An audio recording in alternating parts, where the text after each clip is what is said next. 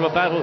Team GBR running in 5th place, Netherlands directly behind, and Marco Andretti for USA, making that almost was a 4-car chain with Michael Ammermuller trying to get a pass on the USA. And well, Marco Andretti, make sure your mirrors are properly adjusted because the German's coming.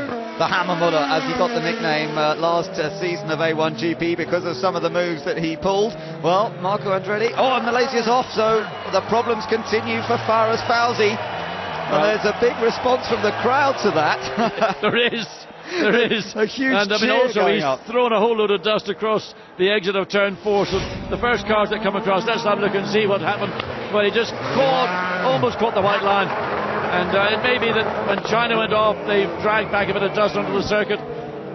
Back end just starts to break away, but it's here when he runs a little bit too wide between the exit of 3 and into turn 4. Keeps the engine running, does a nice 360, gets the car going, and in turn he'll kick a lot of dust up. Does anything think the crowd have cast him as the villain of the piece? I think they might have done. I think they're loving it. This is real motor racing. But Germany right over the back. Germany is Team USA on power boost. Germany not.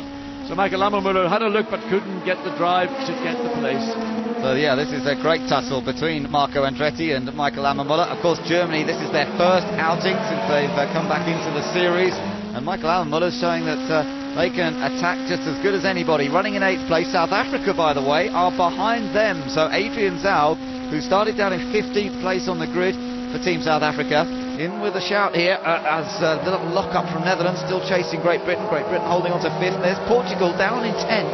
Now there's a quick car that's a lot further down. They had a poor getaway, if you remember, and been trying to make up places ever since. Well, just to give you an indication, the pace of the Portugal car clearly quicker than those ahead of them. The lead cars are doing high or middle 132s.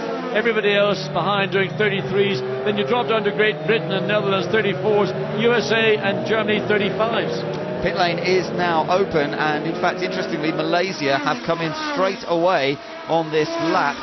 But I think it's all over. I've just heard the engine cut off, and I think it might be all over for Team Malaysia. Well, it's been a pretty eventful afternoon for Fares Fauzi. And yes, Monaco has come in. Switzerland is now leading this race. So Team Monaco, there you are, into the pits.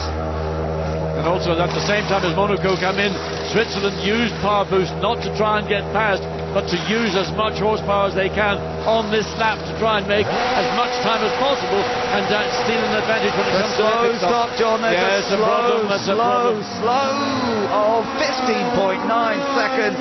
He is in huge danger of losing the lead now. Almost. This is the trouble of the pit lane. He stalled it. No. And again he's getting caught with traffic. He can't get back into the pit lane because of the Germany car being a fire in the exhaust of the car.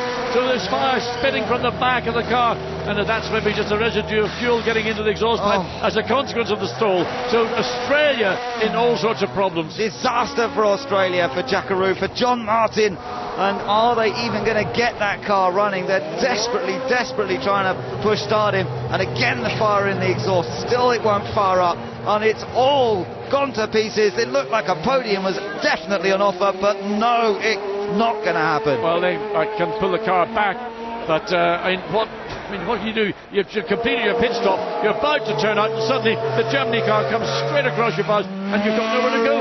Yeah, there was nothing he could do but suddenly hit the brake. Now Switzerland's in. This is the big one, because Switzerland have a huge chance of taking the lead here. Monaco had a slow stop. There was nearly 5 seconds longer than it should have been. If Switzerland just do a decent stop, they should be in front. And this is going to be Switzerland's race, and there's something unknown affects that performance, that result. The team to watch, in my opinion, will be actually Portugal, currently showing in 4th place. But Portugal is the only other car now outside of Monaco with that poor pit stop who have got the capacity to run at the pace of this car.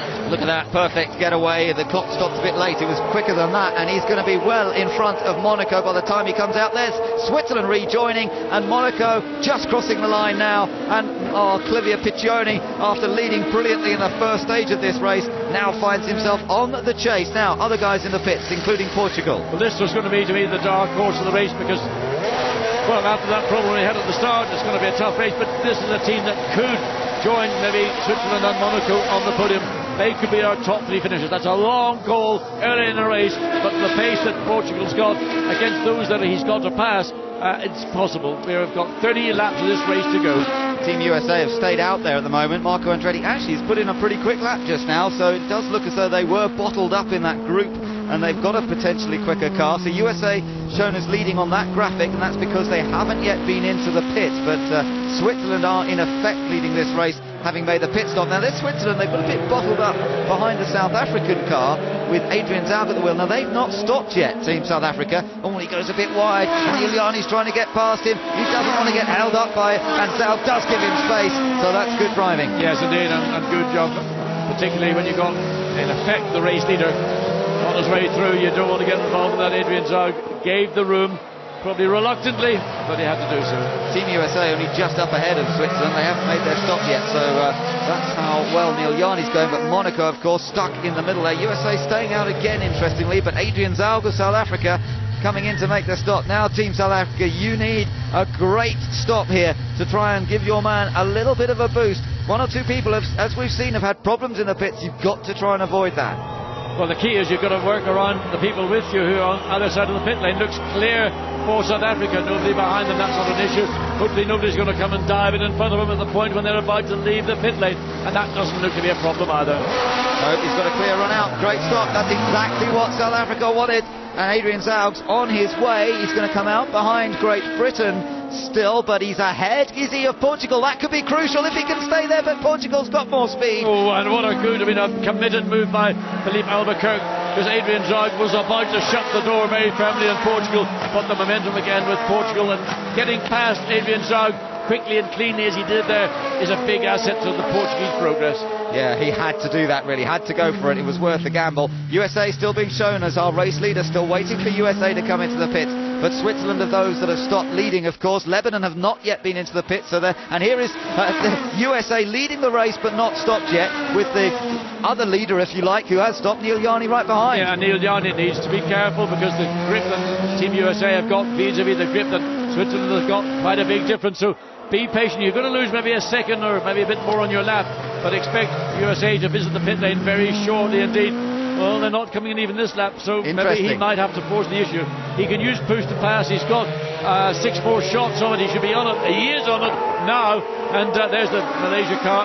Is it going to go back out, or they decided that's the end of the day? Switzerland using power boost to sweep past to USA, Marco Andretti, but Marco Andretti staying out there a bit longer. They're definitely going for the strategy here of leaving him out as long as possible, but now Iuliani on a fresh set of tyres able to just pull away. Well, USA has got rid of him. Now that Iuliani's gone through, he's not under any pressure from behind. Lebanon is running directly behind. Yep. In fact, maybe there will be a bit of pressure coming from Daniel Murad. He's running about the same pace in terms of lap times, doing middle 1 minute 33s compared to that of the USA with 1 minute 33.5. Now this is where it might hurt Monaco, because Monaco need to get past Lebanon and USA as quickly as possible here, otherwise Switzerland's going to disappear up the road. But again, they're racing for position. Lebanon are in third place here because they haven't stopped yet.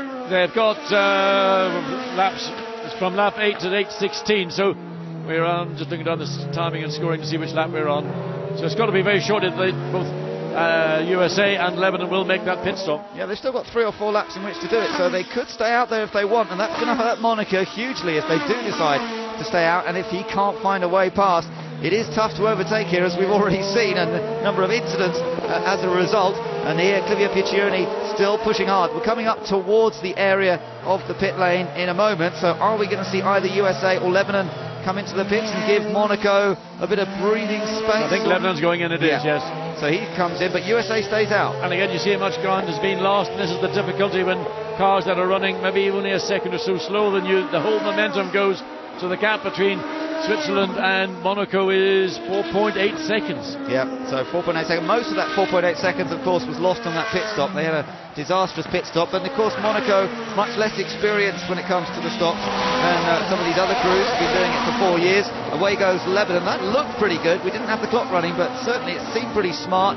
Let's see where it brings him out, John. Behind Portugal. Behind Portugal, but what about the others? No, he's not. He's going to come in with South Africa. So he's joining behind Germany, and he's got Indonesia just in there. Zahir Ali about to go all over the back of that car. Is he going to stay behind or dive down the inside? I think stay behind.